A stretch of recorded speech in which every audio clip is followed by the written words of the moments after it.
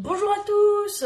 Alors c'est parti pour le live masterclass spécialement dédié à un outil que j'ai découvert il y a un mois et demi, qui s'appelle le Human Design. Alors je ne suis ni formée ni rien, hein, c'est juste que j'ai découvert cet outil, je le trouve génial, c'est un outil de connaissance de soi, de compréhension de soi, et franchement, j'ai envie de le partager parce qu'en ce moment, j'adore en parler. Donc je me suis dit, pourquoi pas en faire un live et que justement ça puisse être utile à un max de monde.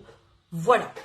Donc c'est un outil assez complexe, assez complet, quand tu rentres vraiment dans les détails. Mais moi, ce que je veux aujourd'hui, c'est vous donner surtout un maximum d'infos pour pouvoir essayer de décortiquer vous-même votre propre profil.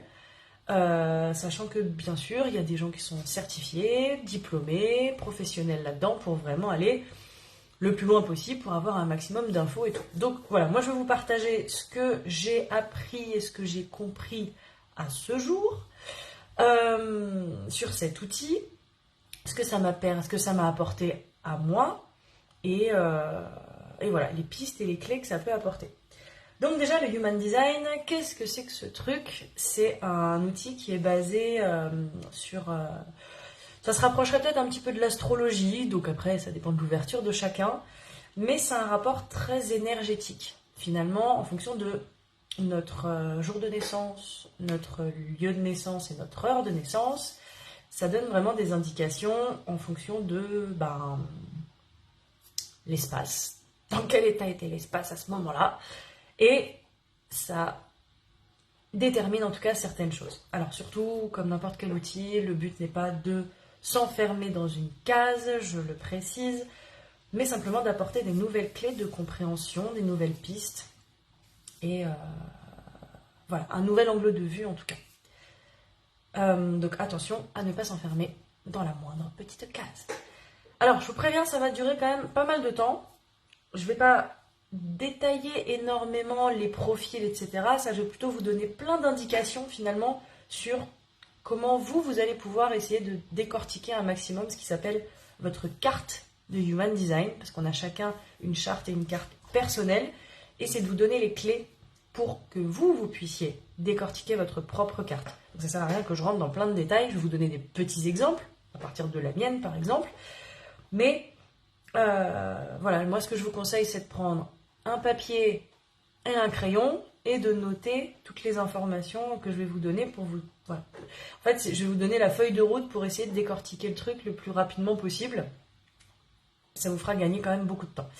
Voilà, plutôt que d'aller chercher toutes les infos, etc. Machin. Voilà, je vous donne des tips et dans l'ordre un petit peu dans lequel vous pouvez, dans lequel je vous conseille en tout cas, d'étudier votre propre carte pour avoir donc les informations sur vous-même. Et aussi, ce qui est génial, c'est que tu peux avoir après, tu peux le faire pour toutes les personnes de ton entourage, tu peux le faire pour ton ou ta chérie, pour tes enfants, pour ta famille, pour tes amis, pour tes collègues, pour ton patron, etc. Et ça te permet vraiment de comprendre aussi les autres et de comprendre pourquoi avec certaines personnes ça va bien matcher, sur quel plan ça peut matcher, sur quel plan ça ne matche pas. Voilà. J'en dis pas plus pour l'instant, on va déjà essayer de commencer par la base qui est donc le Human Design. Alors je ne vais pas forcément faire l'historique, parce que je ne suis pas très historique, je suis plus qu'est-ce que c'est que ce truc et est-ce que ça fonctionne. Donc directement d'aller dans le vif du sujet. Ce qu'il faut faire pour avoir ton Human Design, c'est d'aller chercher à découvrir ta carte de Human Design. Ça tu peux le faire gratuitement sur internet. Tu tapes carte Human Design et directement tu tombes sur un site, sur plusieurs sites. Dont le site designhumainfrance.com. Le plus basique, c'est le premier qu'on va te donner.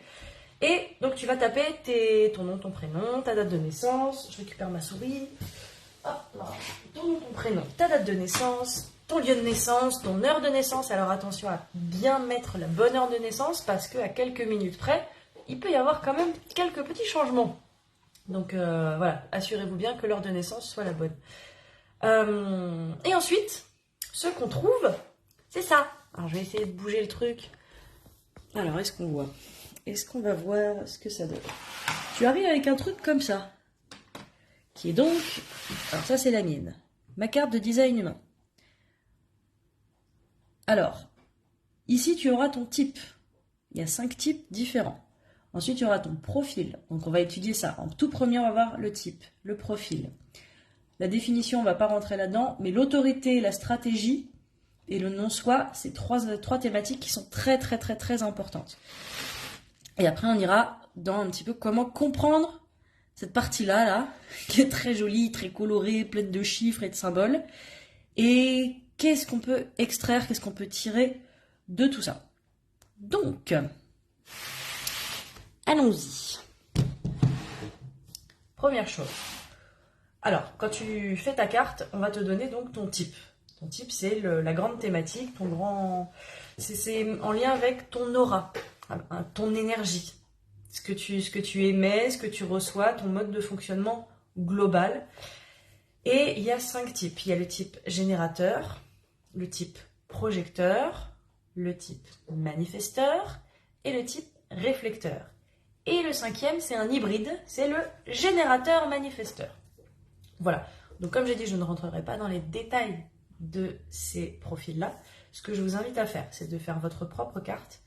Et en fait, une fois que vous avez votre type, allez chercher soit sur Internet la description du type, soit d'aller regarder des vidéos directement sur YouTube de gens qui en parlent, qui sont très très bien, notamment Elisa Sorci, qui l'explique très très bien, qui a une façon de l'aborder qui est très douce, elle est génératrice elle-même, donc voilà, elle est générateur, donc elle a cette aura enveloppante. Pour ma part, je suis aussi générateur, et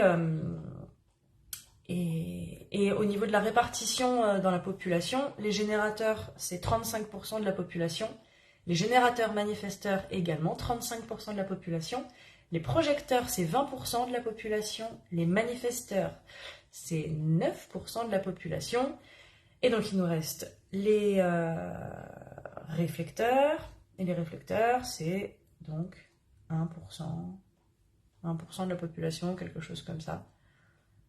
Et réflecteurs sont assez 1 ou 2% voilà, de la population. Voilà, donc ça déjà, c'est la première chose qu'il faut regarder, c'est ton type, qu'est-ce que ça signifie. Et dans ton type, il y a 3 choses qui sont très importantes à savoir. C'est ton autorité, ta stratégie et le thème du non-soi, ce qui s'appelle le non-soi. En gros, ton autorité intérieure, c'est à quel endroit, comment toi, d'après ton aura, ton fonctionnement, ton système, tu as tes réponses juste pour prendre des décisions et pour poser les bonnes actions pour toi. Et donc là, l'autorité intérieure, donc ta réponse intérieure, où elle se situe. Et il y a plusieurs formes d'autorité intérieure. Il y a notamment l'autorité sacrale. Donc l'autorité sacrale, c'est celle qui te vient du ventre. Et donc c'est d'arriver à trouver cette réponse intérieure. Et ça, en fait, ce qui est super intéressant avec l'autorité, c'est que quand tu es un peu perdu, que tu doutes, que tu sais plus trop quoi faire, tu sais pas trop quoi penser, tu es influencé un peu vers l'extérieur, tu as ton côté émotionnel qui est un peu chamboulé, etc. Et bien ce qu'il faut, c'est revenir à ton autorité intérieure, à toi, la tienne, pour avoir ta réponse. Pas d'être non plus influencé par les autorités des autres et les influences extérieures. Donc c'est super intéressant pour justement se réaligner et se recentrer, c'est super précieux. Donc ton autorité intérieure, notamment quand elle est sacrale, c'est cette... Et il y a donc beaucoup de gens qui ont cette autorité-là. Quasiment 30-40% de la population. Donc cette autorité au niveau du ventre, c'est quand le ventre dit oui ou dit non, ou dit je sais pas. Il y a 3 possibilités. Et on peut être complètement à côté de sa réponse. Et là, dans ce cas-là, on va partir dans le non-soi. Et le non-soi, c'est la thématique qui est où quand tu sais que tu es dans cette... C'est une émotion. Donc par exemple, pour moi, ça va être la frustration. Pour d'autres, ça va être la colère. Pour d'autres, ça va être d'autres types de non-soi. Et quand tu es dans cet état-là, par rapport à ta carte à toi, c'est que t'es pas à ta juste place. T'as pas pris la décision qui était juste pour toi, t'as pas posé les actions qui sont bonnes, t'es pas dans l'environnement qui te correspond, etc. Enfin, il y a quelque chose qui n'est pas juste pour toi à partir du moment où tu es dans ta thématique du non-soi. Et comment ne pas être dans le non-soi eh ben, il faut utiliser la bonne stratégie, ce qu'ils appellent la stratégie. En gros, la stratégie, c'est comment toi, il est judicieux euh, que tu poses tes actions. Quelle est ta stratégie pour poser les bonnes actions dans le monde? Donc, les manifesteurs, eux, ont de la chance parce que les manifesteurs, c'est ceux qui ont la capacité de pouvoir initier. Voilà, ils initient. C'est-à-dire que ça leur vienne du mental, etc. Voilà, ils peuvent initier les choses directement et ça peut fonctionner. Il y a forcément des choses qui peuvent aussi foirer, mais ils ont cette faculté de pouvoir initier et les choses vont arriver à eux parce que c'est ce qui dégage dans leur énergie, dans leur aura. Ce sont des manifesteurs, donc ils manifestent. Pour les générateurs, par exemple, et les générateurs manifesteurs aussi. Alors, générateur manifesteur, justement, comme c'est l'hybride, ça va dépendre vachement de l'autorité intérieure qui peut différer. Mais le générateur, par exemple, sa stratégie, c'est répondre à la vie. Donc, c'est répondre. Donc, il ne doit pas initier ni forcer les choses. Sinon, ça va bloquer, ça ne va pas fonctionner. Et c'est là que tu vas rentrer donc, dans ton non-soi, donc dans la frustration. Parce que tu vas insister, tu vas faire plein de trucs, ça ne va pas fonctionner. Tu vas te sentir comme un con et tu vas être frustré. Et tu pars dans ton non-soi et tu pars dans cette frustration. Et tu pars à côté de toi, quoi. Alors que finalement, quand tu es dans ta bonne stratégie, quand tu suis ta stratégie, à savoir répondre pour les générateurs, eh ben, c'est une autre dynamique. Après, c'est pas forcément répondre à quelqu'un. C'est-à-dire qu'il ne faut pas forcément attendre que quelqu'un te pose une question. Ça peut être ça, mais pas forcément. C'est répondre à tous les signes de la vie. C'est-à-dire que tu peux t'interroger, tu peux avoir par exemple une idée. Tu as une idée géniale, tu as un projet, tu as un concept. Mais pour l'instant, ben, voilà, il est juste dans ta sphère mentale. Quand tu y penses, ouais, ça t'anime, c'est cool. Mais est-ce que c'est le bon moment juste pour le mettre dans la matière alors qu'il n'y a rien autour de toi qui t'indique que vas-y, c'est bon, le chemin il est ok, tu peux y aller, la porte est ouverte, ok? Eh ben, faut attendre. Et ça, c'est hyper frustrant parce que c'est vrai qu'on est quand même dans une société où on nous invite à aller, à manifester, à agir, etc., etc., etc. Donc, si on te dit attends de répondre à quelque chose de la vie, bah c'est pas naturel, on a l'impression de rien foutre, etc. Donc c'est un changement de positionnement qui est vachement intéressant. Et comme j'en parle un peu plus de ça, parce que, bon, déjà c'est mon cas, mais c'est le cas de beaucoup de personnes. Finalement, qu'il est beaucoup plus judicieux d'attendre, de répondre à la vie, de répondre à un signe. En fait, tu as le signe de la vie, une question, une demande, un message publicitaire, un appel, voilà, toutes ces choses qui te permettent à toi de pouvoir apporter une réponse. Et la réponse, pour trouver la juste réponse pour toi, c'est selon ton autorité. Donc si ton autorité, elle est sacrale, c'est au niveau du ventre. Est-ce que ton ventre, il dit oui? Est-ce que ton ventre, il dit non? Est-ce qu'il dit rien? Donc c'est, je sais pas, il s'en fout. Ou en tout cas, pour l'instant, il n'a pas la réponse. Et d'apprendre à écouter cette subtilité-là. Cette subtilité qu'on peut facilement anesthésier par des mauvaises habitudes de vie, etc., des influences extérieures. Et donc ça... Voilà. En gros, vraiment, cet outil, je le trouve génial pour te ramener dans ton centre et dans ton essentiel à toi, dans ton fonctionnement essentiel et dans ton fonctionnement propre et dans ton énergie propre à toi, indépendamment vraiment de l'extérieur. Et ça, je trouve ça hyper précieux, hyper chouette. Et c'est surtout hyper juste. Enfin, c'est ça qui est assez bluffant, parce qu'on peut se dire, oui, c'est perché, c'est le truc qui est déterminé à ta naissance. Ok, tu peux y croire, tu peux ne pas y croire. Moi, ce que je te conseille, c'est de le faire et de te renseigner, de regarder, de te dire, bah ça colle ou ça colle pas. Voilà. Donc regardez bien, autorité intérieure. Après il y a l'autorité émotionnelle. Donc pour les personnes qui ont par exemple une autorité intérieure qui est émotionnelle, ils ont le centre des émotions qui est défini. Donc ça, on verra ça après au niveau des centres.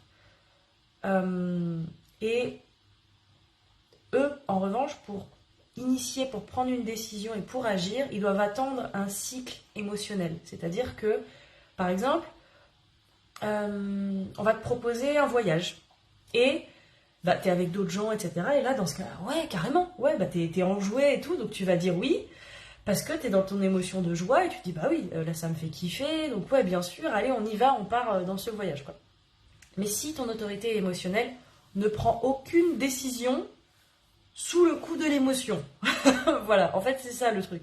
C'est toi, pour toi, ce ne serait vraiment pas judicieux de prendre une décision ferme et définitive dans ce contexte-là. Donc, c'est d'attendre un cycle émotionnel. C'est-à-dire que, est-ce que tu dirais encore oui à ça quand finalement tu es un peu bof, quand tu n'es pas bien, ou quand tu es triste, ou quand tu es en colère, tu vois? Est-ce que, une fois que tu as fait tout le cycle, bah, tu es toujours OK avec cette décision ou pas? Et après, tu peux poser ta décision et dire OK, bah c'est bon, oui ou non, ou merde, ou crotte. Voilà.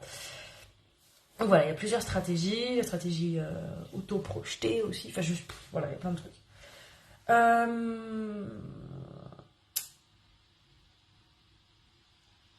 Ok.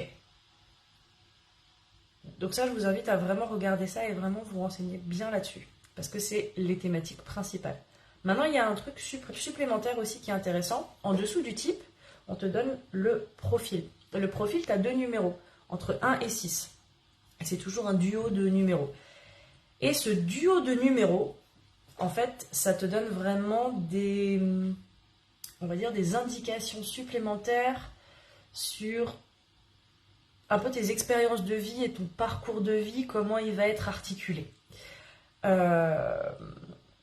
Et de mettre du sens un petit peu à ta façon d'expérimenter la vie. Voilà, d'appréhender la vie et de l'expérimenter et de la vivre. Pour ma part, je suis le profil 3-5. Le profil 3-5, c'est l'hérétique martyr. Quel beau terme, le martyr. En gros, c'est l'expérimentateur, c'est la personne qui, pour pouvoir sa vie ne peut être faite que d'expérimentation, donc de réussite et d'échec forcément, et que il faut expérimenter plein de choses pour arriver à cibler ensuite qu'est-ce qui te plaît le mieux, qu'est-ce qui te correspond le mieux, qu'est-ce qui est le plus toi, etc. Mais il faut passer par ces expérimentations. Donc ça peut paraître quelqu'un qui va un peu dans tous les sens, mais en fait, non, c'est mon profil, c'est ce qui je suis. Donc ça explique aussi peut-être pourquoi j'ai eu plein de relations qui étaient entre 1 an et demi, 2 ans, mais pas plus. Enfin voilà, comme si c'était un espèce de j'expérimente plein de trucs, je goûte à plein de choses, au niveau alimentation aussi, souvent ça va ensemble, ça se décuple avec tout ça, ça se décuple avec la façon dont on a de s'instruire, de consommer les choses, de consommer de la connaissance, de consommer des vidéos, voilà. Et ça colle avec ce profil. C'est pas que sur ton expérience de vie sentimentale, professionnelle, etc. Ça se déploie sur toutes les thématiques. Et c'est ça qui est intéressant, c'est en gros vraiment quel est ton fonctionnement interne par rapport à ça. Donc le 3, normalement, c'est l'expérimentateur. Donc en gros, faut goûter à plein de choses différentes pour arriver à cibler, finalement, qu'est-ce qui te correspond le plus. Mais voilà, chaque profil a sa définition.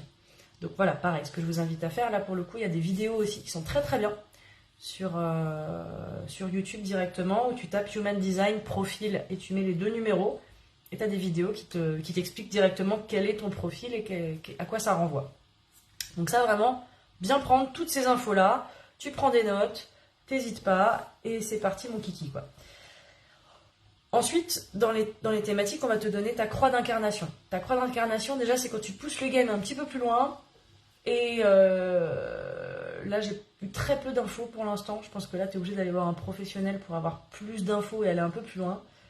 Et ta croix d'incarnation, c'est en lien souvent avec ce qu'on peut appeler ta mission de vie. En gros, qu'est-ce que tu fous là sur Terre ?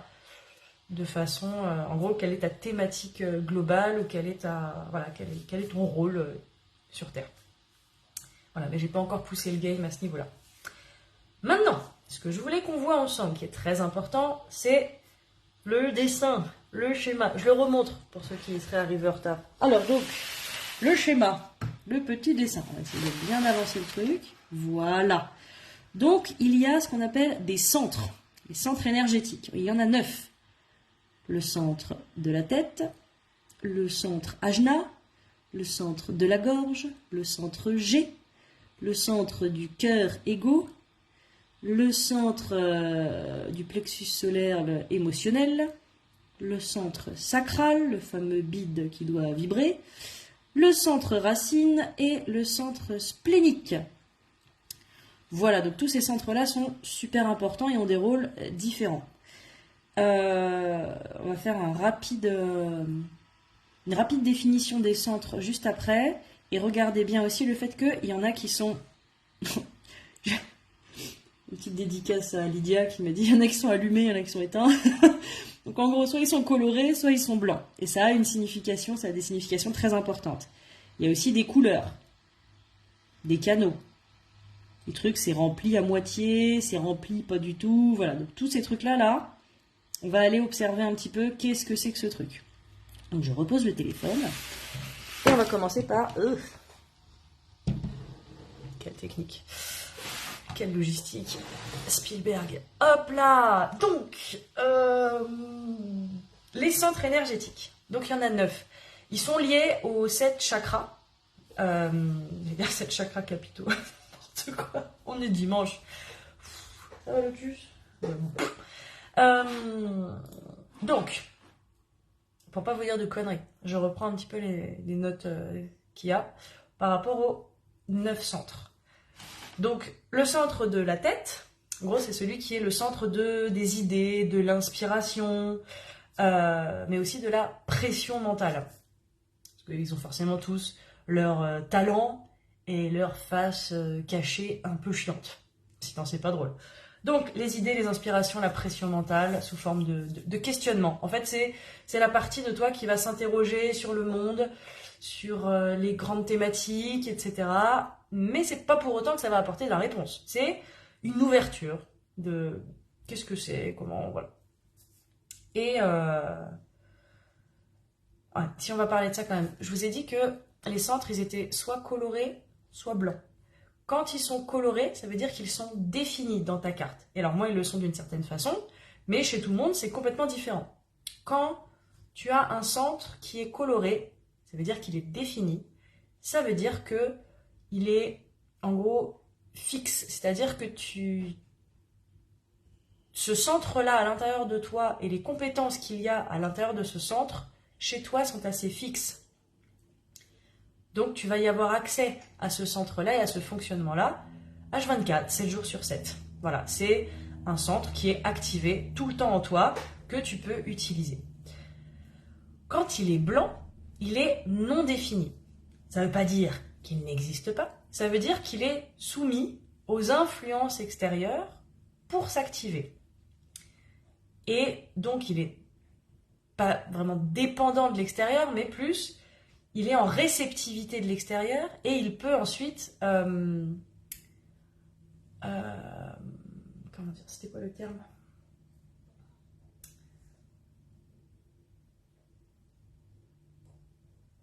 En gros, les compétences de ce centre, finalement, quand il est ouvert chez toi, donc non défini, quand il est blanc, eh ben, tu peux t'en servir en fait de façon exponentielle comparé à quelqu'un qui l'a de défini, c'est-à-dire que donc il va avoir quand c'est défini, tu as un fonctionnement figé, fixe sur ce centre.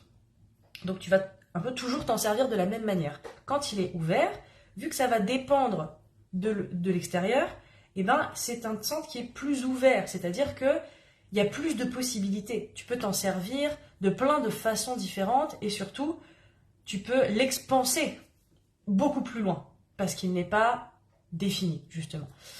Il va être plus en reflet de l'extérieur et après, donc, toi, finalement, te servir finalement de cet extérieur pour pouvoir ensuite le déployer davantage.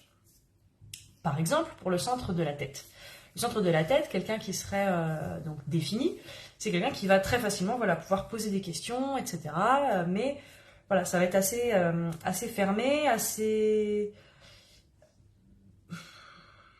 évident. C'est des personnes qui peuvent être très très inspirantes, mais quand toi, tu as le centre ouvert, bah, tu vas prendre les informations et ça va te faire réfléchir et tu vas peut-être pouvoir pousser le game un petit peu plus loin que l'autre personne qui va être peut-être ancrée dans son truc, il y aura une forme de stabilité à ce niveau-là, mais toi, en face, bah, tu peux te dire « Ah ouais !» Parce que notre centre qui n'est pas défini, qui est blanc, s'active face à quelqu'un qui a le centre en question, qui lui est défini, donc coloré. Ça aussi, c'est une notion importante. Allumé, pas allumé. Voilà. Il y a plein d'infos, hein. Vraiment, il y en a beaucoup. Donc ça c'est pour le centre de la tête. Maintenant, le centre ajna, le centre mental.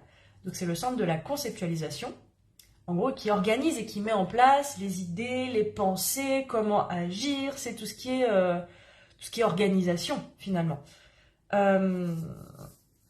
Et c'est aussi le centre des croyances. Donc pareil, quand quelqu'un a ce centre-là bien défini, c'est quelqu'un qui a ses croyances et sa façon de penser qui est bien déterminée. Voilà, c'est comme ça et c'est pas autrement.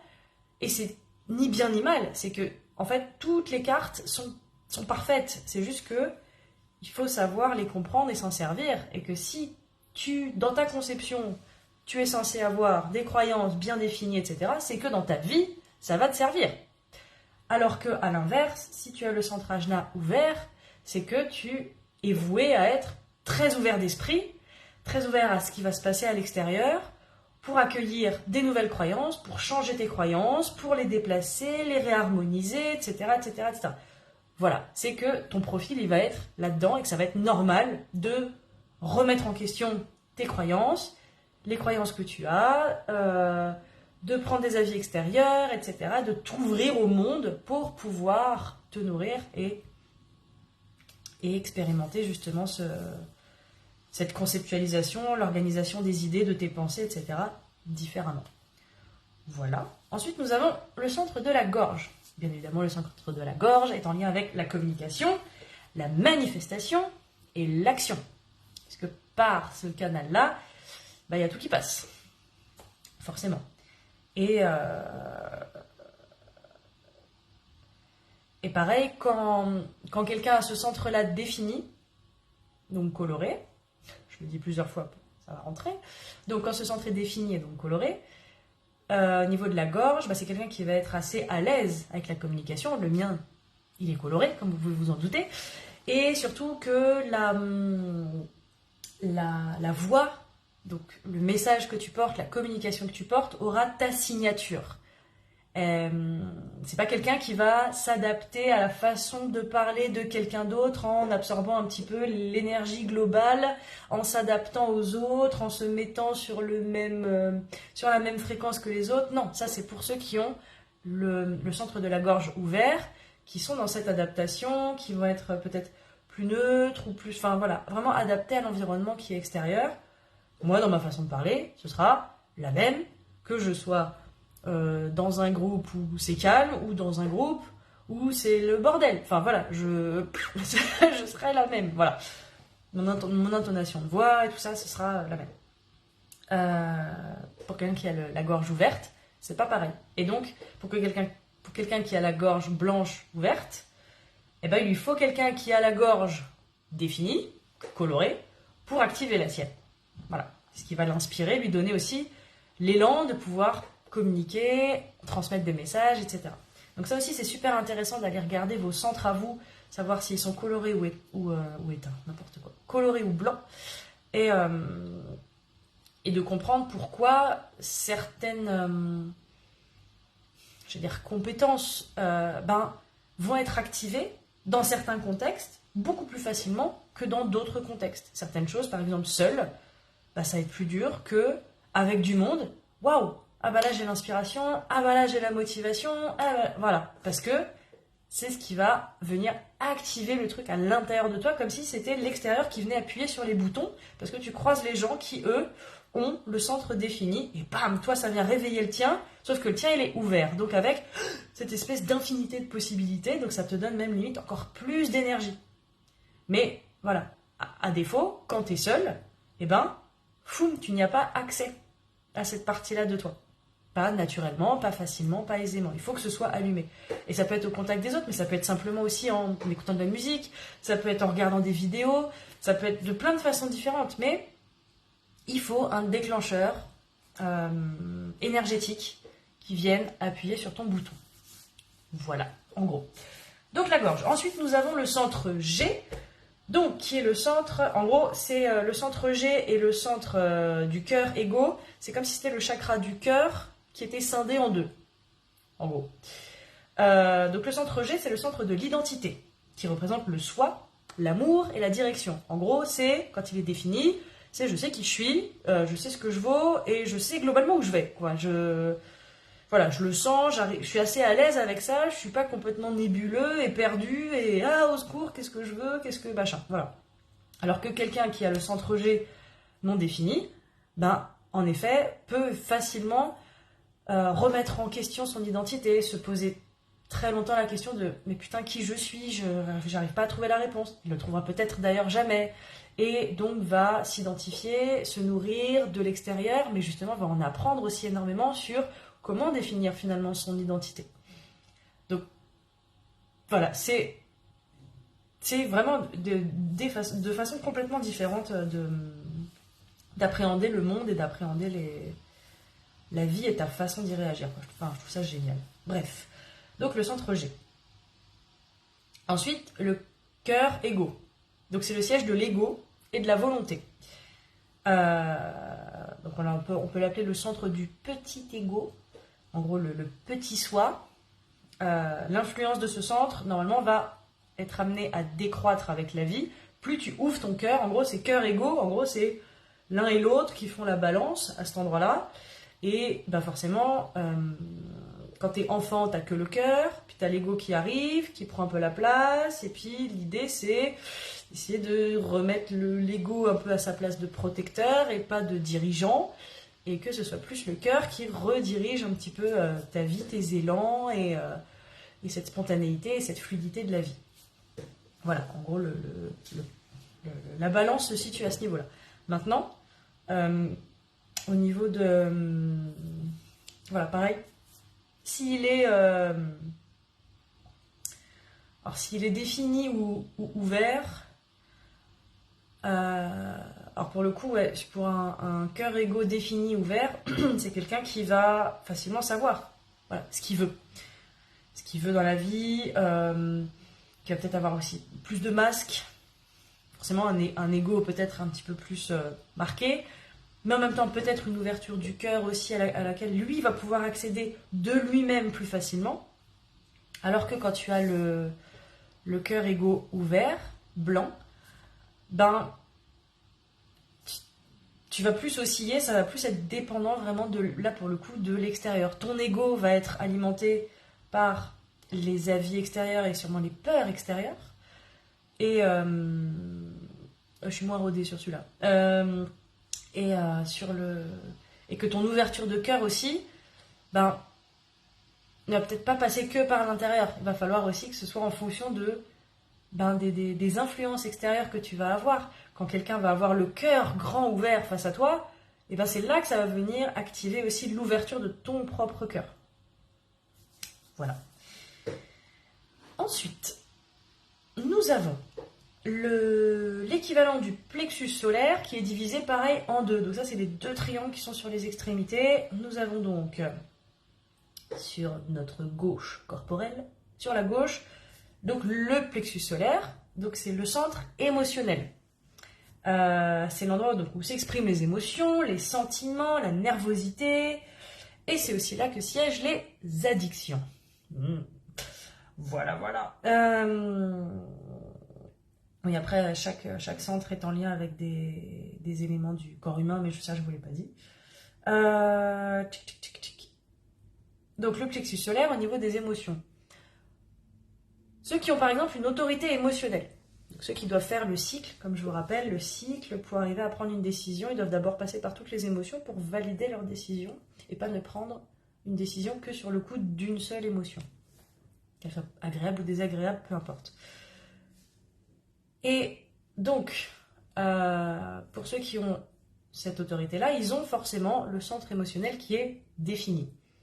Donc, c'est des gens qui ont l'habitude, qui ont des vagues émotionnelles, mais ils savent surfer avec parce que ça fait partie d'eux et que c'est là tout le temps. Voilà, ils vivent avec leurs émotions et c'est normal et tout va bien. Enfin tout va bien. C'est figé. Enfin, ils ont un fonctionnement émotionnel en tout cas qui est établi habituel. Voilà, ça fonctionne comme ça et ça se fonctionne très bien. Quand tu as le plexus solaire émotionnel ouvert, voilà, eh ben, quand tu es seul, bah, tu n'as pas forcément accès à tes propres émotions, donc tu n'as pas forcément conscience de tes émotions, et bizarrement, ça va être quand il y a des éléments extérieurs qui viennent appuyer dessus, et là tu fais waouh! Ah putain, en vrai, je ressens ça! Oh merde! Voilà, donc ça, c'est plein de choses que j'expérimente. Et après, ça peut être par des interactions, des discussions avec des gens. On va beaucoup plus ressentir l'énergie de l'autre, l'émotion de l'autre quand tu as le plexus ouvert, quand tu as le plexus défini. Même si quand tu as le plexus défini, tu es quand même empathique, mais je pense que tu peux plus facilement prendre de la distance. Naturellement, tu prendras plus de distance avec l'émotion des autres que quand tu as le plexus émotionnel ouvert. Où là, ça va plus être je me laisse envahir et puis tant que tu te connais pas bien, que tu gères pas bien, que t'es peut-être un peu perdu, bah tu sais plus si c'est ton émotion, celle de l'autre, et tu fais waouh, là je sais plus, je sais pas, je n'arrive pas à me positionner, je pleure, mais je sais pas si c'est parce que je suis triste ou c'est parce que tu es triste, que je sais pas. Voilà, tu patauges, tu patauges dans les émotions, t'es là, tu fais wouh, oh yeah. Et mais pour autant, voilà, tu as besoin en tout cas de l'extérieur pour venir activer tes émotions. Ça peut être aussi une vidéo. Moi, je regarde des vidéos d'animaux qui sont sauvés par des humains ou des animaux entre eux qui se sauvent entre eux, mais je chiale comme un bébé. Mais vraiment, à chaque fois, et je peux pas faire autrement. Voilà. Alors que quand je suis toute seule, peut-être que je suis très triste ou très en colère et je m'en rends même pas compte. Il faut qu'il y ait un élément déclencheur, quelqu'un qui vient appuyer dessus et que ça fait waouh, ok, il y a ça comme émotion, c'est parti. Voilà. Voilà en tout cas le fonctionnement de ce petit triangle en bas à gauche. Maintenant, de l'autre côté, nous avons le spleen, le centre splénique, qui est le centre de l'intuition, de l'instinct et donc des peurs, qu'elles soient réelles ou imaginaires. Donc là voilà, c'est le côté intuitif, instinctif, et en effet quand il est déséquilibré, je pense que c'est pareil, il y a les peurs avec l'ego, je pense que quand les deux sont activés, je pense qu'on est bien. Et c'est ce qui peut t'empêcher peut-être de passer à l'action, mais en même temps, c'est le centre qui va te donner l'intuition, le truc de dire ouais, c'est ça, ouais, je le sens. C'est le truc qui dure une seconde, tu vois. C'est le centre splénique qui te donne ce truc en une seconde. Et donc, soit il est fermé, enfin, soit il est coloré, soit il est blanc. Quand il est coloré, tu as accès de toi-même à toutes ces intuitions, etc. Tu n'as pas besoin d'un élément extérieur, ça vient vraiment de l'intérieur de toi. Tu sens cet instinct, cette intuition et tu y as accès. Quand il est blanc, et ben dans ce cas-là, il faut que ce soit un élément extérieur qui vienne apporter cette inspiration intuitive, on va dire. Je pense. Ça va être le canal, il va être un peu plus comme ça. Pour en tout cas réveiller ce côté instinctif et intuitif, ça va se réveiller par l'extérieur et non déjà de toi-même à l'intérieur. Ensuite, nous avons le sacral, qui est donc l'équivalent du chakra sacré, qui est le centre de la sexualité et le cœur des énergies de vie. Donc la sexualité, c'est aussi surtout la créativité, l'énergie sexuelle, l'énergie de création, l'énergie de reproduction, l'énergie vitale. C'est le sacral, c'est le moteur principal de la vie parce que c'est celui qui va générer de l'énergie en permanence. Voilà, quand le sacral, il n'y a pas d'énergie dedans, surtout quand tu es générateur ou générateur manifesteur, où vraiment toute ta vie dépend de cette partie-là de toi. En gros, soit tu es branché sur secteur parce que tu fais quelque chose qui suit ta joie, ton kiff, que tu vas dans ton plaisir et dans la vibration de ton ventre, auquel cas tu seras en énergie permanente. Si au contraire, tu prends des décisions qui vont finalement à l'encontre de ton ventre parce que tu ne l'as pas écouté ou simplement pas entendu, et bien dans ce cas-là, tu t'enfonces dans quelque chose qui va te faire perdre en énergie, tu vas t'épuiser, tu cours au burn-out, au craquage, aux addictions. Enfin voilà, tu as tous tes travers finalement, tous tes moyens compensatoires qui vont se mettre en place. Et donc tu t'enfonces et tu t'enfermes et tu t'oublies au fur et à mesure et tu perds considérablement en énergie.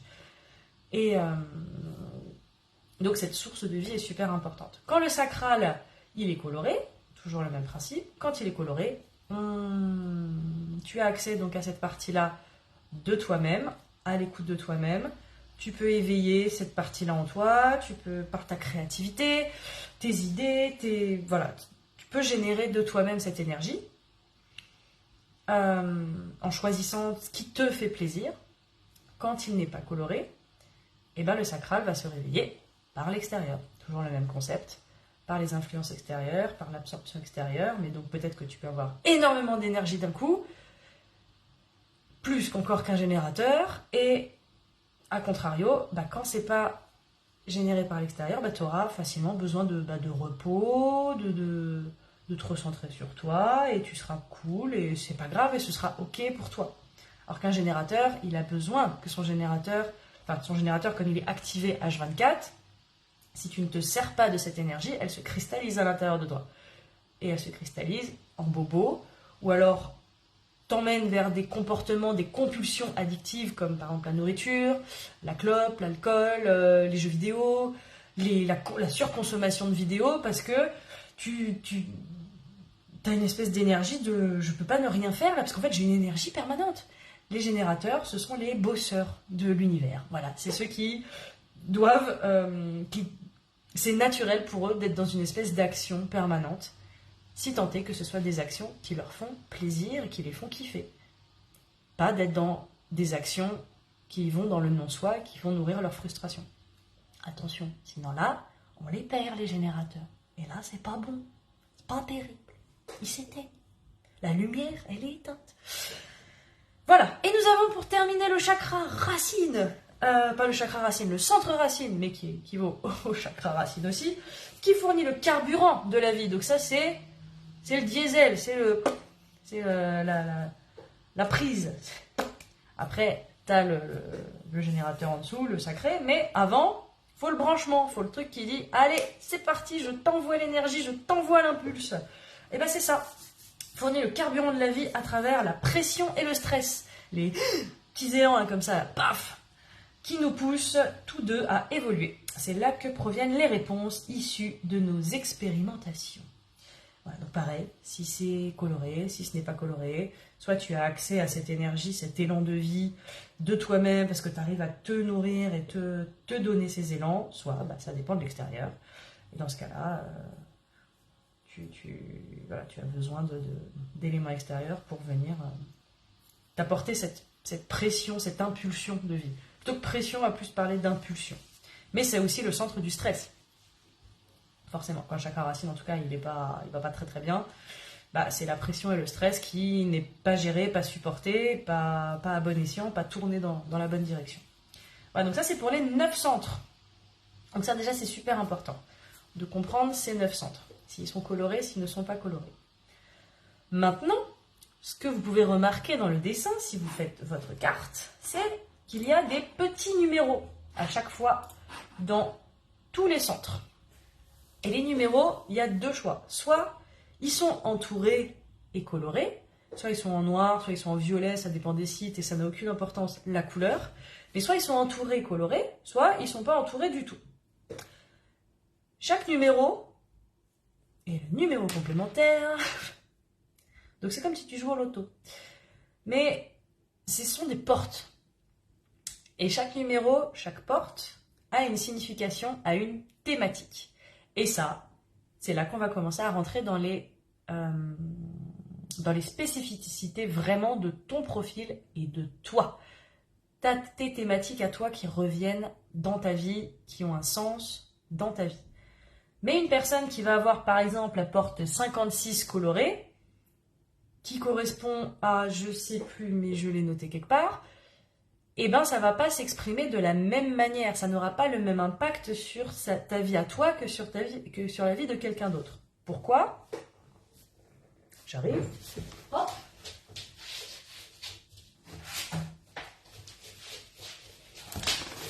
Parce que il y a aussi, à côté de ton dessin, il y a 2 colonnes où tu as des symboles et des chiffres à côté.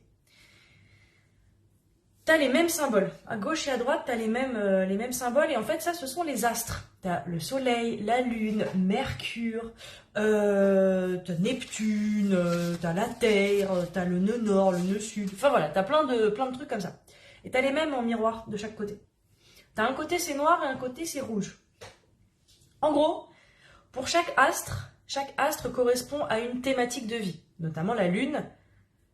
Donc ce que toi tu as dans ta Lune, c'est ce qui te drive, c'est ta motivation, par exemple. Et à côté de ça, tu vas donc avoir les portes qui vont avec.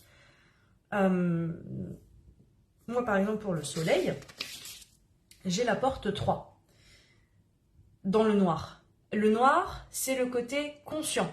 En gros, c'est la thématique, la faculté, la compétence consciente que tu as. Et le côté rouge, c'est la même chose. C'est la compétence, la faculté que tu as, mais qui est inconsciente. Alors peut-être qu'avec le temps, maintenant, tu en as pris conscience, mais techniquement, quand tu avais 20 ans, tu n'en avais pas forcément conscience de cette thématique-là. Je dis ça comme si c'était il y a des années. Oui. Mais bon, crotte. Et donc, c'est là que tu peux commencer à observer tout ça. Donc, là, je vous demande de prendre stylo, papier, faut tout noter. Donc, la Lune. Donc on va commencer par la Lune. La Lune, c'est ce qui te drive, c'est ta motivation. Et donc, tu as ta motivation consciente et ta motivation inconsciente. Et, par exemple, pour moi, au niveau du drive et de la motivation, ma motivation consciente, c'est l'amour du corps et la détermination de soi. En gros, l'utilisation du corps qui transporte l'esprit et l'âme, et que souvent, ce sont des guérisseurs du corps par la danse, le yoga, etc. Je lis ça, je me dis, mais c'est énorme, mais non, mais comment ils savent que mon driver et ma motivation principale dans la vie, c'est le corps, le physique, la danse, mais comment tu sais? Donc bon, c'est là que je me suis dit quand même, c'est peut-être pas des conneries ce truc. Bref, donc ça c'est intéressant. Et que ma motivation inconsciente, c'est le commencement. Finalement, que j'ai cette qualité de pouvoir initier les choses, mais qu'il faut que je prenne mon temps avant de me lancer. Notamment avec la stratégie, répondre à la vie et non se lancer tête baissée en mode je force le truc, et alors qu'il y a un truc à l'intérieur de toi qui te retient, tu vois. Voilà. Donc la Lune, driver, motivation. Donc là maintenant, je vais juste faire pour chaque astre, et ça, je t'invite après à aller chercher, sachant que petite subtilité supplémentaire. À chaque fois, tu as le numéro de la porte, et chaque porte en plus se trouve dans un des centres. Donc regarde dans quel centre se trouve la porte, parce que c'est important. Et tu as un point, un autre chiffre. Et donc là, tu as un chiffre qui se trouve entre 1 et 6, comme le profil dont on avait parlé tout au début. Le profil qui contient 2 chiffres, 3, 5, 1, 2, 1, 4, bref, ces profils-là. C'est les mêmes chiffres que ça, en fait, qui viennent apporter une nuance supplémentaire à la porte qui est activée chez toi en fonction de l'astre auquel il est rattaché. Voilà. Je suis pas allée encore dans cette subtilité-là. Voilà. Mais c'en est une, si on veut vraiment rajouter du détail. Mais déjà comprendre un peu tes drivers, les portes qui sont activées selon les astres, et la partie consciente et la partie inconsciente, c'est déjà long, c'est déjà pas mal. C'est déjà très intéressant. Donc ensuite, nous avons le Soleil. Le Soleil, c'est ce que j'exprime dans le monde, l'aspect le plus expressif de ma personnalité, ta puissance personnelle, ton talent, et c'est la première impression que tu fais au monde, et c'est ce qui représente finalement ta vitalité, ton pouvoir, ta volonté, ton ego équilibré ou non, peu importe, et ton côté, ton leadership. Qu'est-ce que tu incarnes, qu'est-ce qui rayonne autour de toi. Et donc pareil, il y a la version consciente et inconsciente, et je rappelle qu'il faut bien regarder de quel centre cela part. Et voilà, on ne va pas rentrer dans les détails de tout. Ensuite, nous avons la Terre. La Terre, c'est ce dont j'ai besoin pour m'ancrer. Quels sont les éléments dont tu as besoin pour t'ancrer? utile pour guérir par exemple, attirer les autres et recevoir des autres. Ça concerne ce que tu reçois, assimiles et intègres, de façon consciente et de façon inconsciente. Donc vraiment ça c'est super intéressant pour savoir qu'est-ce qui toi finalement te fait du bien pour te recentrer, te guérir par rapport à ton fonctionnement et à qui tu es toi. Moi notamment en consciente par exemple c'est les valeurs. Le fait de transmettre mes valeurs et d'incarner mes valeurs, voilà, c'est ce qui m'aide à moi m'ancrer et me sentir à ma place et pouvoir guérir. Quand je suis à côté de mes valeurs, c'est aussi des bulles. Et conteur d'histoire de façon inconsciente. Ah ça, j'ai trouvé ça trop mignon. En gros, que je sois là pour enseigner des concepts de façon abstraite. Je suis madame métaphore et c'est vrai, c'est trop cool et j'adore faire ça. Et c'est ce que je donne, voilà, mais j'adore. Bon bref, voilà, donc ça a mis du sens aussi là-dessus. Ensuite, non ça on le verra après, Mercure. C'est en gros ce que je suis venue enseigner ici sur Terre et partager.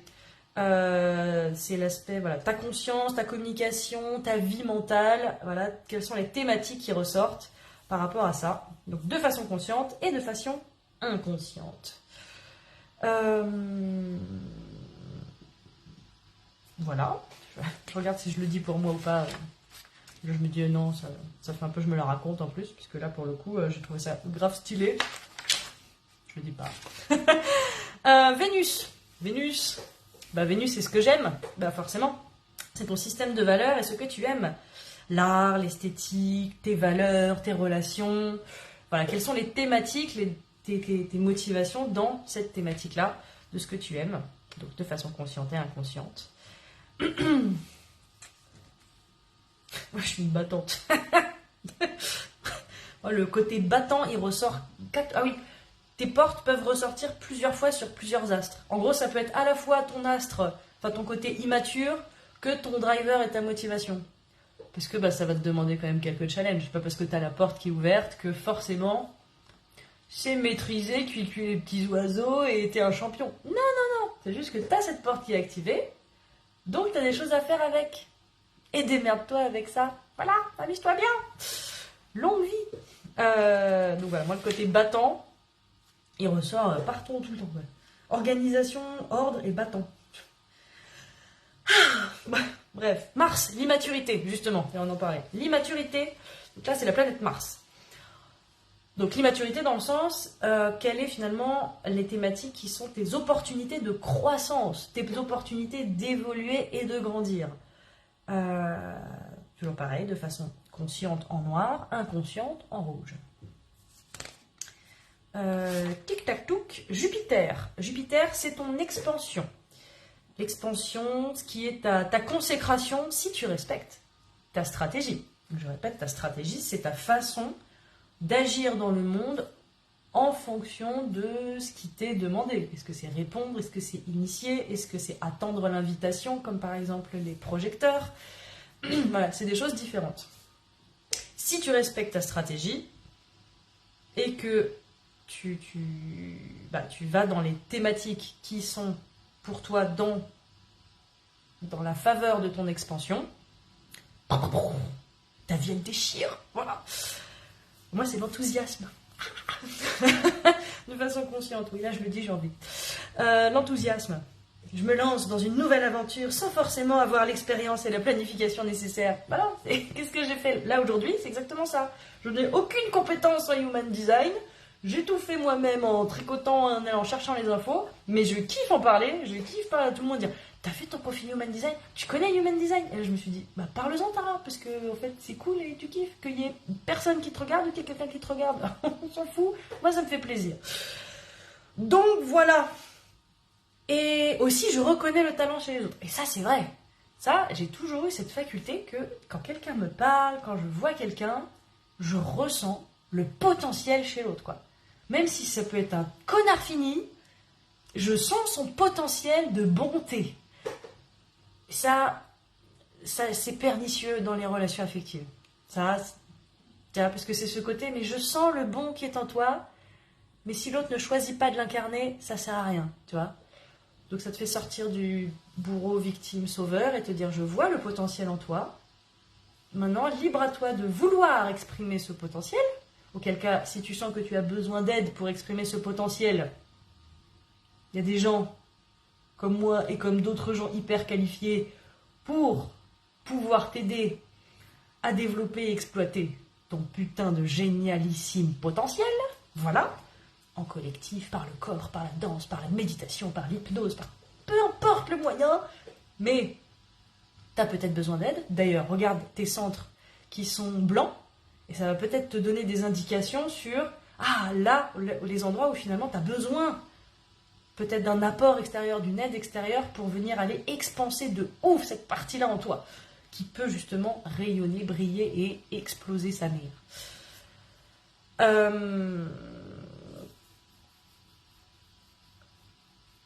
Ou alors la personne, si tu vois son potentiel, mais qu'elle ne veut pas changer, qu'elle ne veut pas bouger, qu'elle te dit non, si toi tu commences à forcer, à y croire et machin, à te lancer dans un truc, dans une espèce de quête perdue un petit peu d'avance, dans l'espoir de...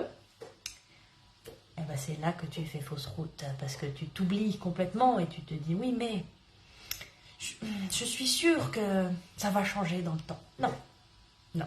Mauvaise posture, bad posture, pas bon. Dans le temps, pas bon. Pas bon. Croisant une profil 3-5, martyr, expérimentatrice de la vie, avec des trucs de loose. Pas bon. Voilà. Vraiment, pas bon.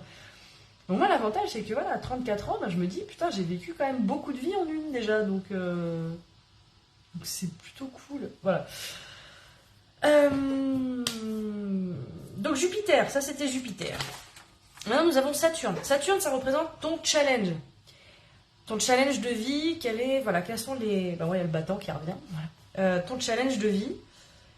Et qui finalement, à travers ce challenge, si tu le transcendes, si tu le dépasses, ce challenge, ça devient un catalyseur, donc un accélérateur de ta croissance.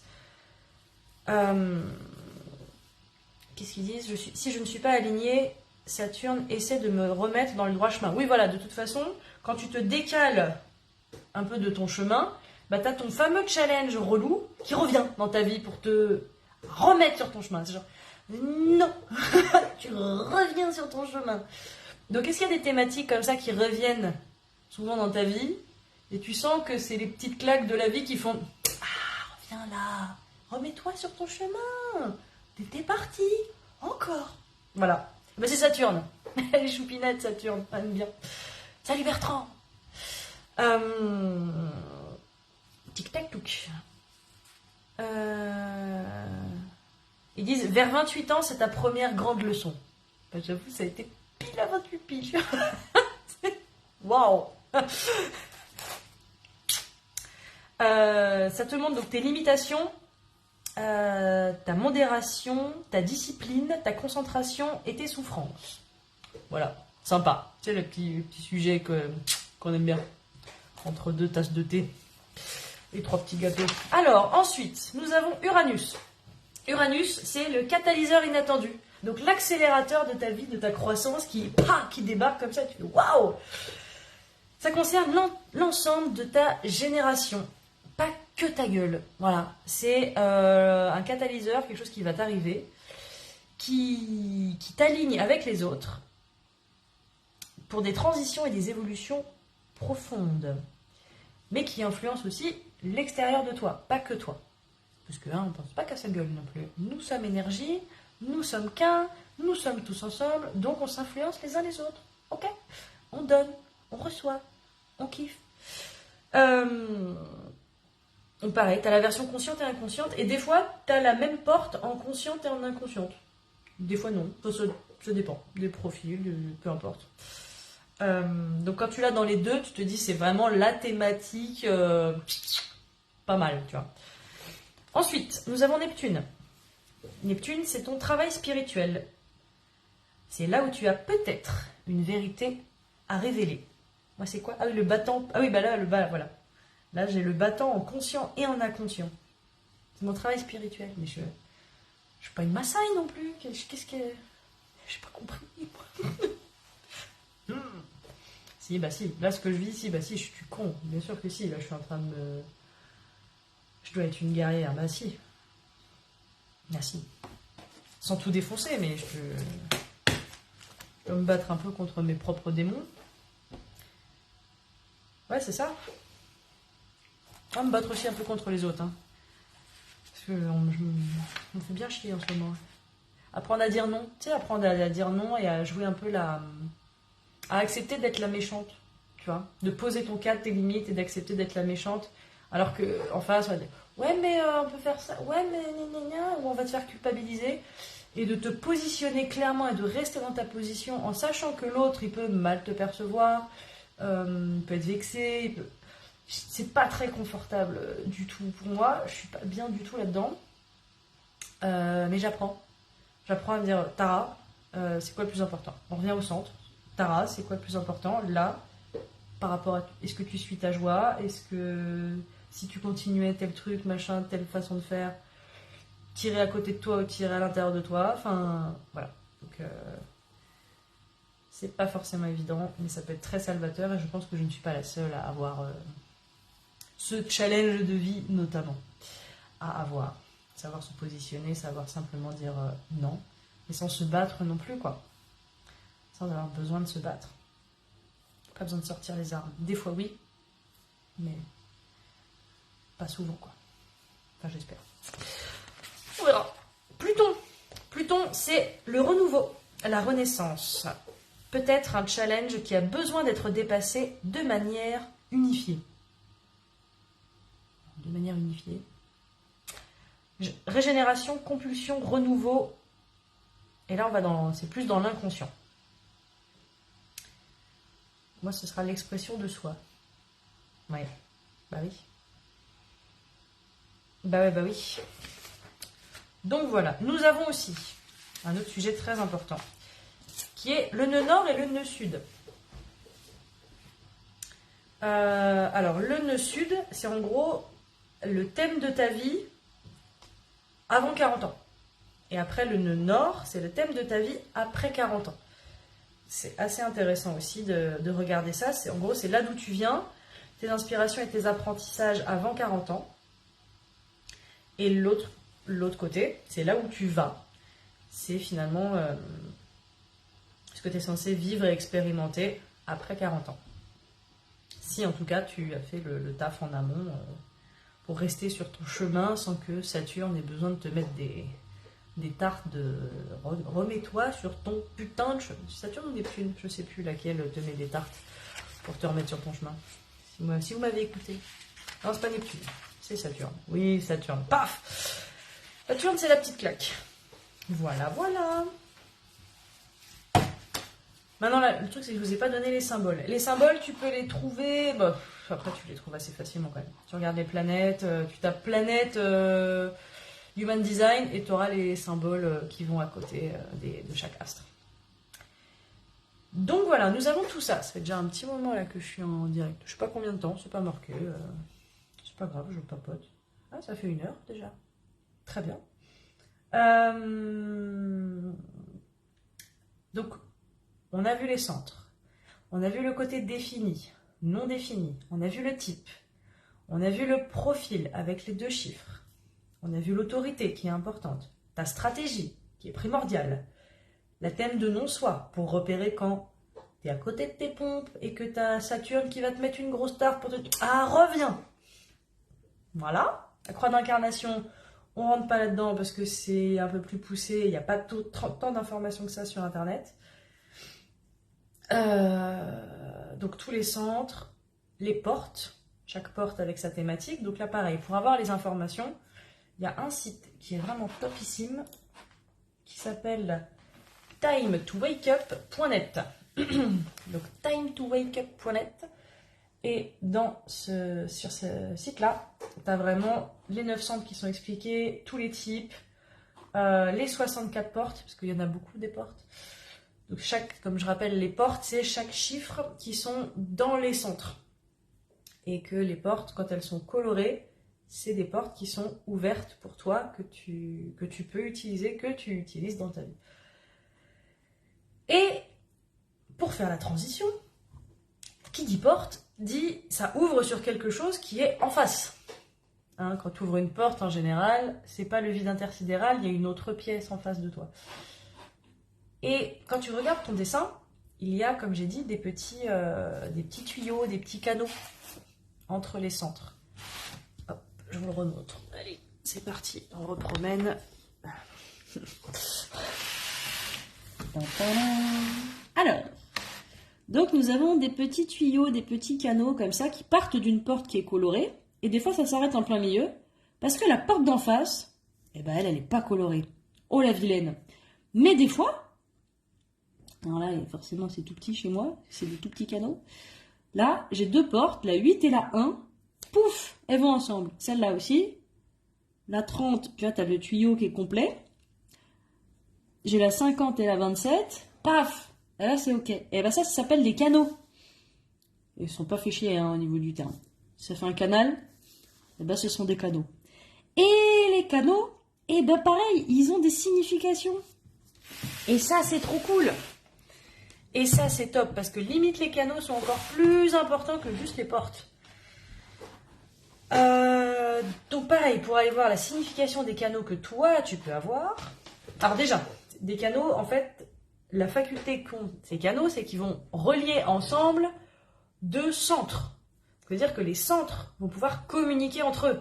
Par exemple, pour ma part, j'ai le centre splénique et le centre sacral et le centre racine. Ils sont connectés ensemble tous les 3. Enfin, le centre sacral est connecté au splénique et connecté aux racines. Donc en fait, vraiment, j'ai mon centre du bas qui est pas mal. C'est une team qui est plutôt cool, tu vois. J'ai mon centre instinctif, mon centre de l'action, du bide, une fois que je suis à ma juste place. Bam, je reçois de l'intuition, ça va ensemble, je reçois l'idée, tac, tac, tac. Le racine pour me donner cette impulsion. Oh, tout ça, ça fonctionne plutôt bien. Sauf quand, bien évidemment, je suis dans un choix qui ne me correspond pas. Chose que j'ai fait beaucoup. Mais quand je suis à ma place, putain, c'est trop bien. Je redonne encore l'exemple de cet été, à Doucy. Je pense que là, j'étais... mon sacral, il était en mode branchement H24 sur secteur. Et donc, toute cette partie-là était vachement activée, vachement réveillée et tout ça. Et c'était juste trop bien, quoi. Il y a eu un petit élément qui a tout bloqué. Et bon, tout est juste, hein, même si ça reste toujours aussi frustrant. Et on n'oublie pas forcément ce qui s'est passé. mais voilà. Bref. Et donc c'est ça qui est intéressant, c'est que les canaux, donc ce que tu peux voir, c'est voir donc les canaux, c'est vraiment le chiffre et le chiffre, c'est-à-dire c'est le canal, moi, 50-27, ou 27-50. Et ce canal-là, 27-50, a une signification. Et une signification, une faculté supplémentaire. Parce que quand tu as une porte individuelle, indépendante, qui n'est reliée à rien d'autre, bon, bah, tu as la faculté de la porte, ok. Quand tu as un canal, c'est que tu as vraiment la capacité de ce qui se passe entre ces 2 portes, la fluidité qu'il y a entre ces 2 portes. Par exemple, pour moi, le canal 8-1, c'est le canal qui va de la gorge jusqu'au centre de l'identité, donc au centre du cœur, du soi, de la détermination, de la conscientisation de qui je suis et de ma direction, et ma gorge. En gros, là où je vais, c'est relié à ma gorge, donc déjà les 2 vont ensemble. Donc quand je dis quelque chose, je sais ce que je dis, je sais pourquoi je le dis, c'est clair, c'est pas ressenti profondément parce que ma gorge n'est pas connectée à mes émotions. C'est pour ça que j'avais dit déjà, je suis frustrée parce que des fois quand je vous fais des vidéos, je sais que tout ce que je dis, je le pense et j'en suis sûre et j'en suis convaincue, c'est parce que ça vient de ce centre-là, mais j'ai pas l'émotion qui va avec et que j'admire ceux qui sont capables d'exprimer un truc et d'être touchés en même temps qu'ils le disent. Et moi je me disais, mais si je suis pas touchée, c'est que peut-être je suis pas dans ma vérité. Et ben non, grâce à cet outil merveilleux, j'ai appris que ben non, ça n'a rien à voir. C'est juste que oui, ma gorge n'est pas reliée à mes émotions. Mes émotions vont être activées par autre chose, un élément extérieur. Et que c'est normal, c'est mon fonctionnement, c'est ma façon d'être. Point, barre, à la ligne, ouvrez les guillemets. Voilà. Donc ceux qui me disent que je suis trop sensible et tout, machin, mais pas du tout. Ça dépend. Quand on me dit aussi, oui, il te faut quelqu'un de très empathique. Oui et non. Parce que si je suis pas envahie par les émotions de l'autre, c'est plutôt pas mal aussi. Hein. C'est plutôt confortable. Voilà. Donc le 8.1, oui, je l'avais noté, le canal 8.1. Juste pour vous donner un exemple de canal qui est quand même... pour avoir un petit peu la signification du Schmidblick. Ah oui. Le canal 8.1, par exemple, c'est le canal de l'inspiration. Et là, pour le coup, c'est un canal projecteur. Donc, qui va d'un autre type. Mais c'est pas grave. Tu peux avoir des canaux qui sont pas forcément dans ton type à toi. Ça te rend plus... ça te donne des saveurs différentes. C'est le canal de l'influenceuse.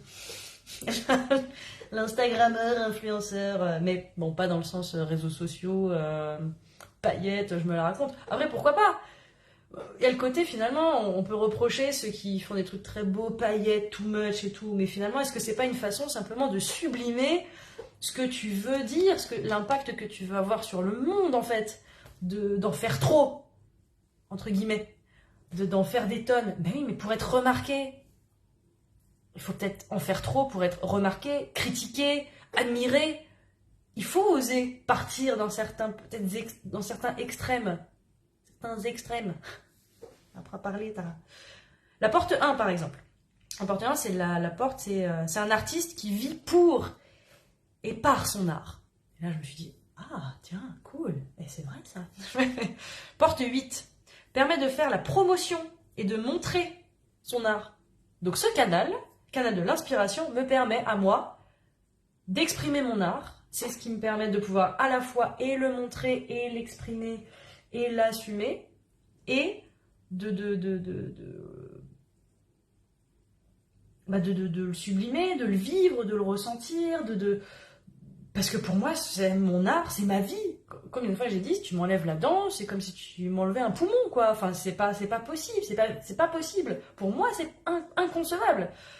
Je serais la plus triste du monde depuis pouvoir danser, depuis pouvoir chanter, depuis pouvoir créer. Enfin, mon Dieu, c'est horrible. Et là, d'ailleurs, je me sens très frustrée parce que ça fait très longtemps que j'ai pas créé, décoré, créé des histoires. Et je sens que ça me manque parce que j'en ai besoin, quoi. Enfin, ça fait partie de mon équilibre. Ça, moi, j'en ai besoin. Voilà, c'est ça. Mon art, c'est la vie. Là, pour servir d'exemple et de modèle, donc, avec cette vertu de raconter des choses, de transmettre des émotions, d'inspirer les autres par son art. Ma voix parle pour moi, il demande à être reconnu, mais il faut que j'utilise ma stratégie, répondre, et mon autorité, sinon je risque d'être dépréciée. Et oui, quand je force et que par exemple mes ateliers ou des choses comme ça pour le mois de septembre, ben ça n'a pas forcément porté ses fruits parce que c'était pas en réponse à la vie. C'était, j'ai cette idée, je vais la mettre en place, je vais l'initier, je vais la mettre dans la matière, et dans la vie, etc. Et c'est parti. Et il faut faire des pubs, il faut que je me fasse connaître. Donc je lance les pubs, etc. Mais je ne répondais à aucun élément de la vie. Et sauf que, ma façon de faire, en effet, c'est répondre. Et à chaque fois que quelque chose a bien réussi dans ma vie, c'est parce que j'ai eu un élément déclencheur. Pour Doucy, pour cet été, je suis tombée par hasard sur une offre d'emploi sur Facebook sans chercher du travail. Ça m'est tombé sur le coin de la gueule.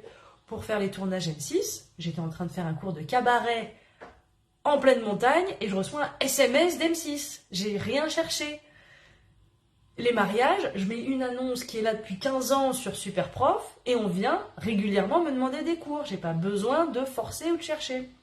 Et là, je me dis, je crée des ateliers, je crée le concept, je l'initie et là, ça marche pas, ça fonctionne pas. Bah oui, mais parce que j'ai pas répondu à la vie à ce moment-là. Ça ne veut pas dire que mon concept n'est pas bon, ça ne veut pas dire que mon idée n'est pas bonne. C'est que la vie me dit, c'est peut-être pas le moment.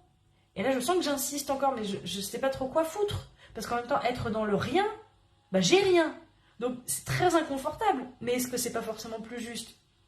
J'en sais rien. Voilà, donc c'est très difficile finalement de se positionner comme ça autrement.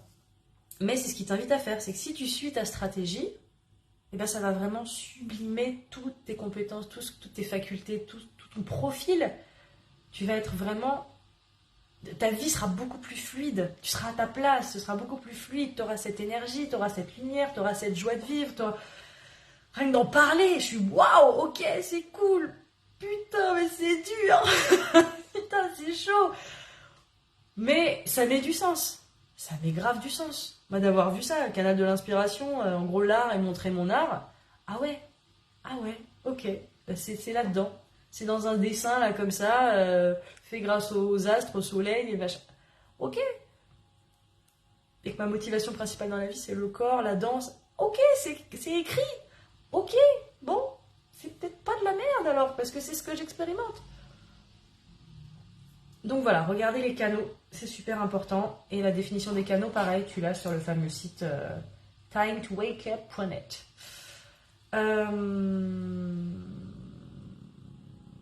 Voilà. Je pense que là, on a vu vraiment l'essentiel pour tout ce qui est du design humain, pour déjà commencer à ce que vous-même, vous puissiez décortiquer votre carte personnellement. Ça prend du temps, mais c'est super cool. Et tu peux le faire pour toi, et comme je vous ai dit, tu peux le faire aussi pour les autres, pour les personnes qui t'entourent, à partir du moment où tu as date de naissance, lieu de naissance et heure de naissance. Et c'est chouette. Ça met du sens aussi dans nos façons d'interagir ensemble. En fonction des centres, s'ils sont allumés, pas allumés. En fonction des portes. Parce que des fois, justement, quand on a une porte qui est toute seule avec son canal qui est que à moitié coloré, et si l'autre en face, il a la porte qui complète, et c'est un peu comme si entre vous, il y avait ce canal qui pouvait s'activer. La force du canal. Donc ça aussi, c'est intéressant. Qui t'entoure? Avec qui tu travailles? Et là où ça pêche avec certaines personnes, ou là où ça match de ouf avec certaines personnes, ça peut y mettre vachement de sens, en fait, d'avoir les cartes de tout le monde.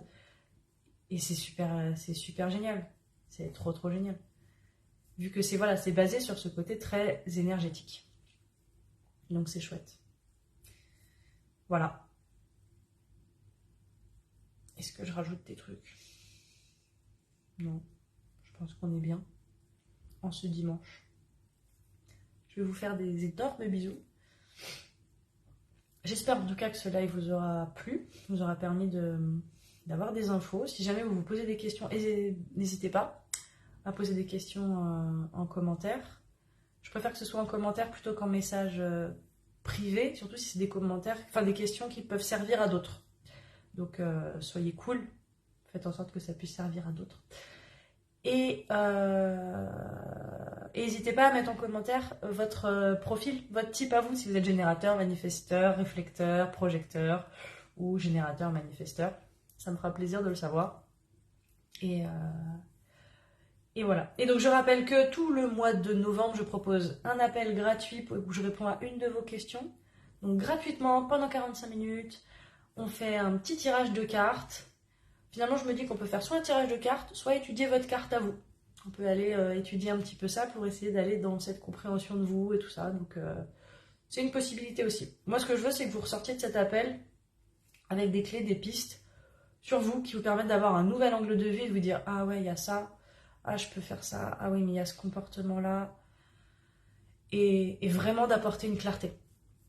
Et peut-être qu'en effet, sur certains domaines, il y a besoin, des fois, d'avoir un élément, des gens extérieurs, un éclairage qui vient de l'extérieur. On ne peut pas tout faire tout seul. C'est pas possible. On aimerait bien, hein.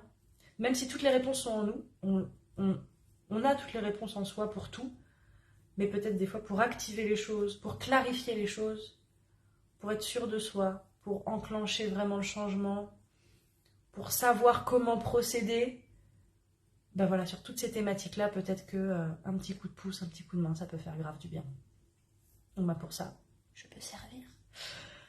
Et bien évidemment, pour l'utilisation de son corps, pour la connexion à son corps, pour la connexion à soi, pour la libération de ses peurs, pour incarner la femme fatale qui est en toi, même si je suis en sweat dégueulasse du dimanche. Enfin non, il n'est pas dégueulasse, c'est trop beau mon sweat. Mais en sweat du dimanche,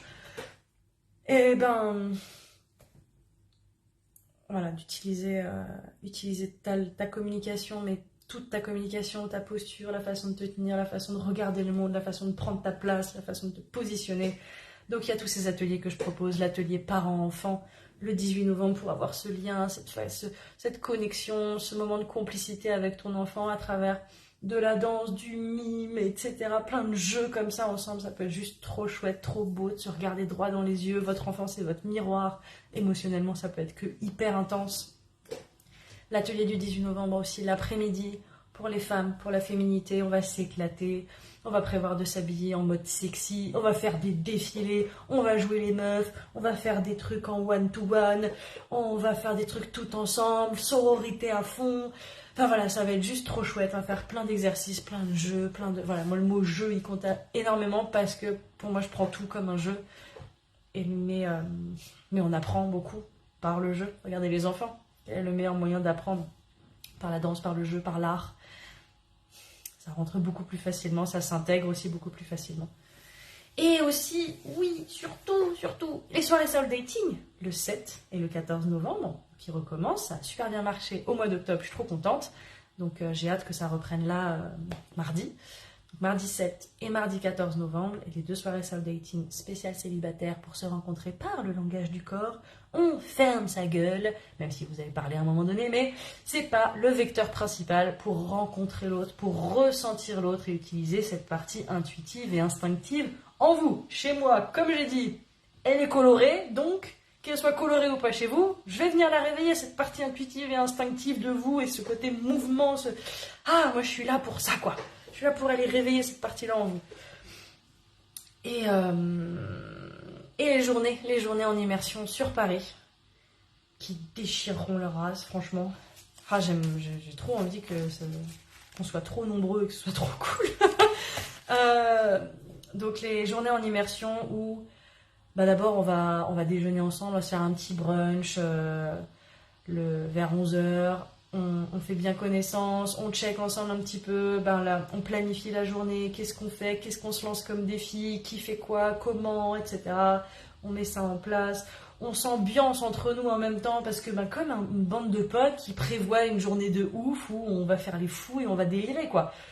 Et il y aura un truc en préparation en amont déjà pour s'ambiancer, se chauffer et faire un petit peu connaissance surtout. Et aussi qu'il y ait un côté rassurant. Moi je veux qu'il y ait les deux. Je veux qu'il y ait le côté à la fois en même temps qui fait flipper, qui t'anime parce que oh putain ça va être trop bien. Comme avant un spectacle, tu vois, quand tu vas monter sur scène, ça va te faire stresser, tu vas pas être bien. Mais en même temps, t'as une préparation en amont et t'as un côté groupe rassurant qui te dit bon, allez, ça va bien se passer parce qu'on est ensemble. Et c'est prévu et c'est cadré. Je veux qu'il y ait les deux. L'excitation de la peur et de la nouveauté et en même temps le côté rassurant de quoi qu'il arrive, je crains rien, il va rien se passer et ça va bien se passer, ça va être super cool et émotionnellement, je suis en sécurité. Voilà, je veux vraiment qu'il y ait ces deux aspects-là qui ressortent énormément. Donc il y a 2 journées. La journée du 19 novembre, qui est la journée crash test, vu que ce sera la première. Donc elle est à moins 50%. Et la journée du 26 novembre, voilà, le concept est exactement le même. On va danser dans la rue, on va faire des flash mobs, on va se filmer, on va s'éclater, on va se lancer des défis, on va faire les exercices armure, une partie des exercices armure ensemble.